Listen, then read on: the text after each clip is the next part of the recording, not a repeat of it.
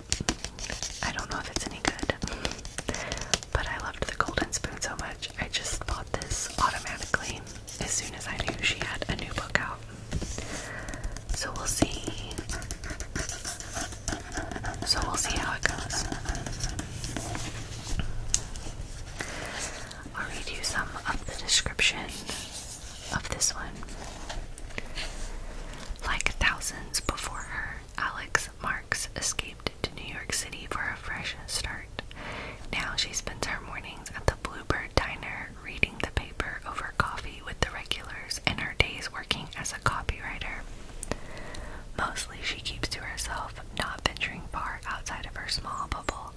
But when her childhood hero, Frances Keene, the country's premier advice columnist, is murdered, Alex's meticulously guarded world cracks.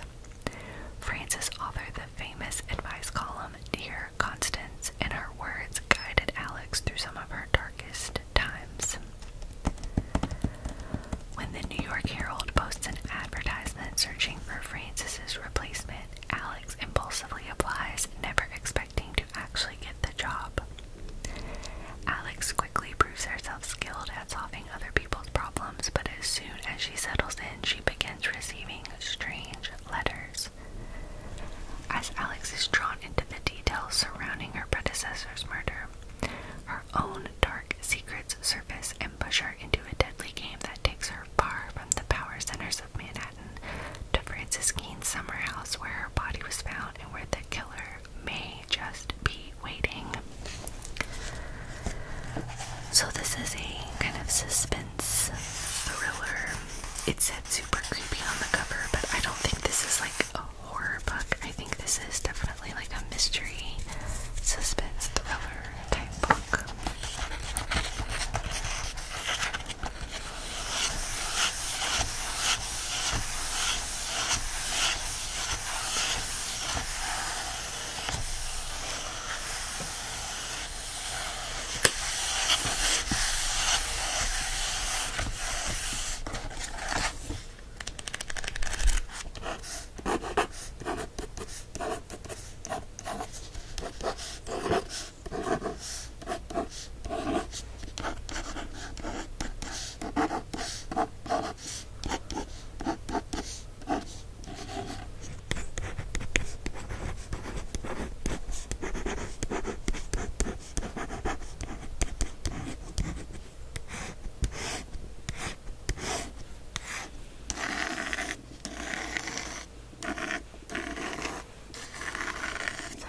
We will see how this is. I'll see if it's super creepy or not.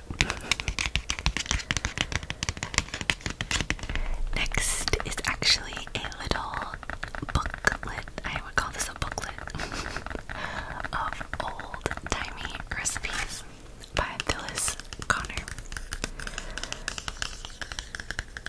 When my husband and I went on vacation a few weeks back, I picked up some little recipe books and things at some of the places that we went. I just thought this was really neat.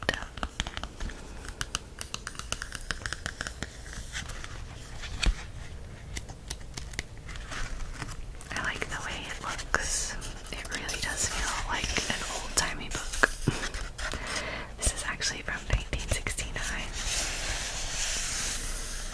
And it says, this collection of recipes from some of the best cooks of the Carolinas, the Virginias, Tennessee, and Kentucky are old family favorites handed down through 2 or more generations.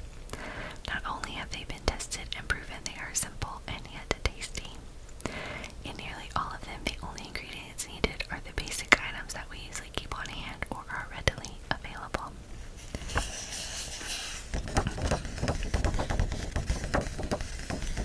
So I read, I think it's, here on the back, it talks about how Phyllis Connor grew up interested in mountain life. She and her husband were running a mountainside craft shop in West Virginia, and she thought these recipes should be preserved. So she wrote them down so they would not be lost, and in 1969 she put together the first edition of this book. She hand-copied 50 recipes she collected from women she met, that many of the recipes had never been written down before. Selection was easy. She tasted the food herself at church picnics and family gatherings. She also tested all the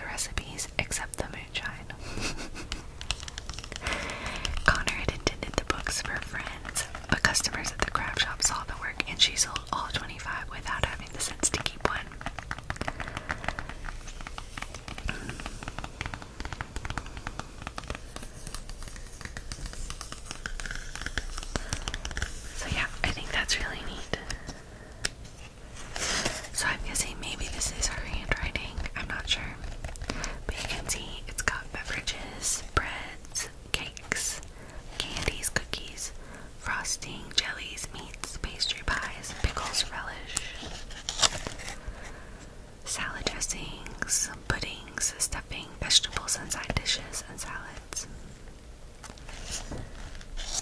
Oh yeah, so each one has our handwritten recipe.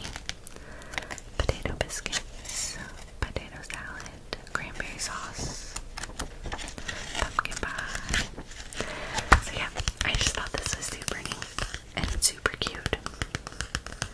I love anything kind of kitschy and old-timey. I think that's neat.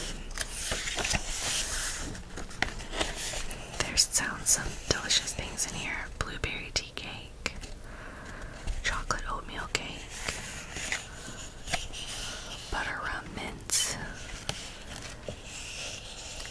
grandma's molasses candy, apple relish, apple pie, pumpkin pie, buttermilk pie, baked beets, carrot and celery casserole. That sounds interesting. Corn stuffed peppers. That sounds good. Yep. And now I'm hungry. Speaking of food, this is another book that I bought while we were on vacation. It is called Praise Song for the Kitchen Ghosts. Stories and Recipes from 5 Generations of Black Country Cooks by Crystal Wilkinson.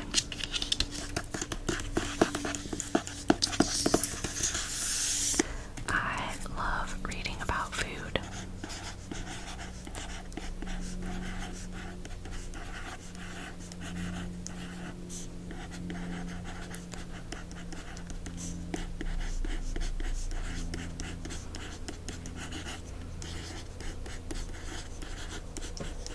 I love reading about food, and this just sounded so interesting.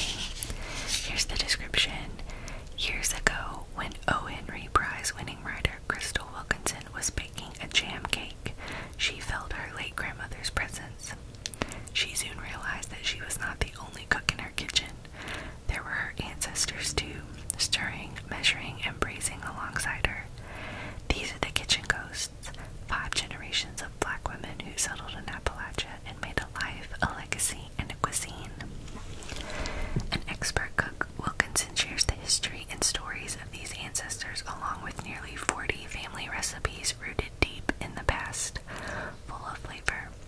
Delicious favorites including corn pudding, chicken and dumplings, Granny Christine's jam cake, and Praise Song biscuits, brought to vivid life through stunning photography.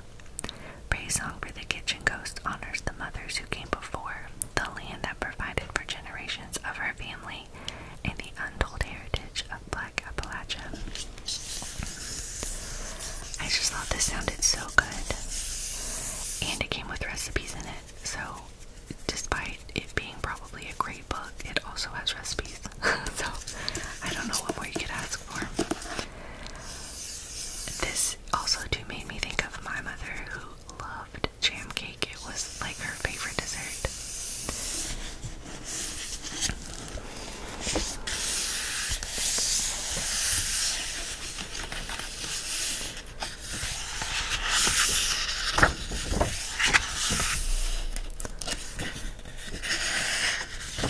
Mabel has decided to join. You can probably hear her purring.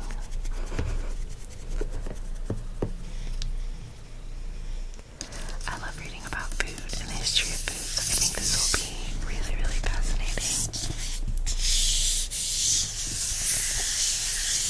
Next is Middle of the Night.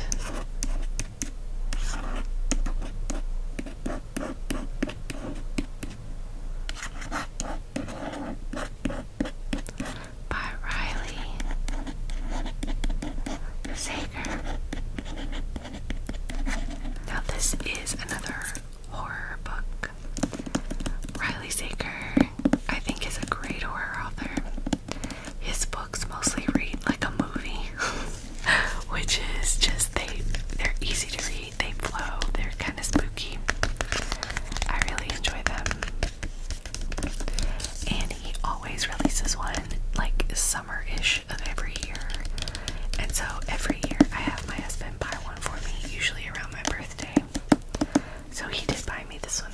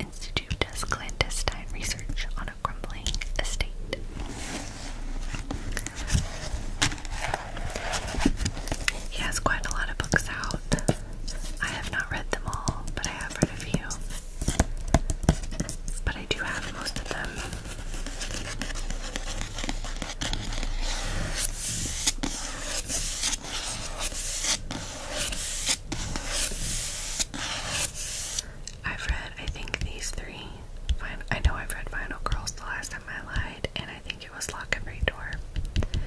They were all good. I enjoyed all of them.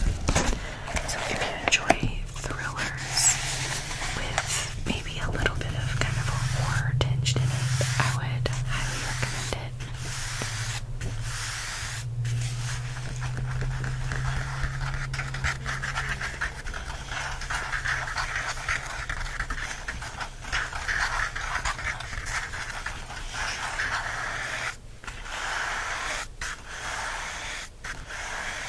Also have this book called The Day is Waiting by Don Freeman, who is the best-selling illustrator and creator of Corduroy. I've never read Corduroy, but I will tell you the whole reason that I bought this book was for the illustrations. I just love. This is the scene that got me. Is that not beautiful? I really find that inspiring.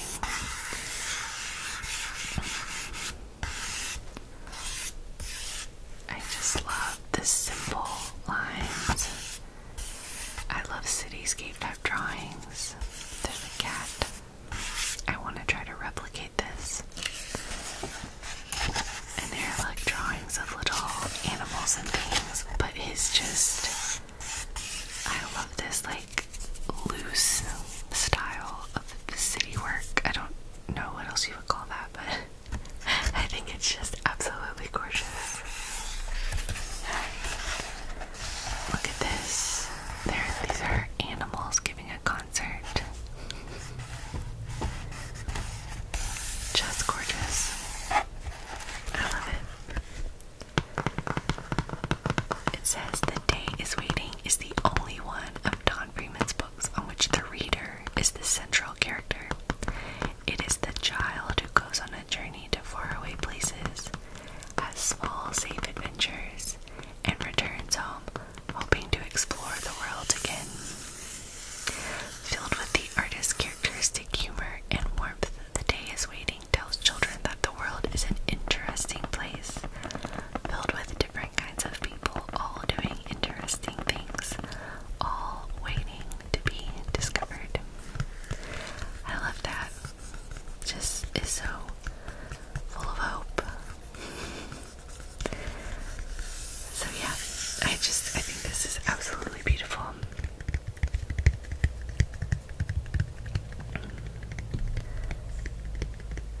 So I also want to show you